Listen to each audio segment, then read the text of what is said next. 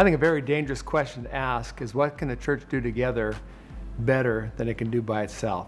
And that's kind of the idea behind churches coming together in a city to be mobilized together to take on some intractable or just any problems of the city. My colleague Sam Williams and I got our first exposure to the power of service in 2003 when we were in Manchester, England.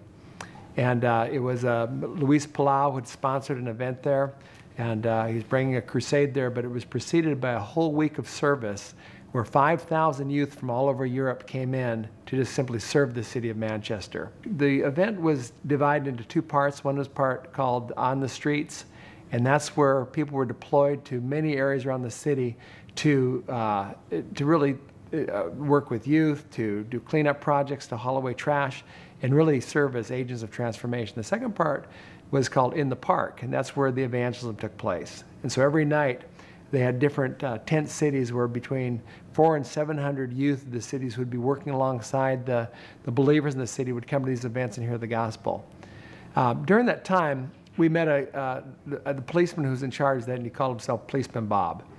And it was very interesting what he saw when he saw the power of service.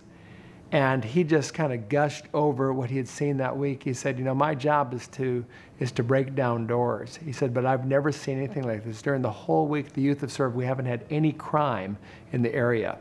Later I found out that just that effort of the 1 week of transformation of taking out trash and cleaning up parks had permanently reduced the crime rate by 50%. Afterwards he said, if I become a Christian, he said, I'm not a Christian, but if I become a Christian, it's because I've met people like you. And so a pastor and a friend of mine, Jack McGill in Orlando, he described the power of service together in this way. He said, you know, every church doing something individually is like a droplet of rain. What if we could put those droplets of rain in a bucket and pour that bucket of water over the city? What would that do?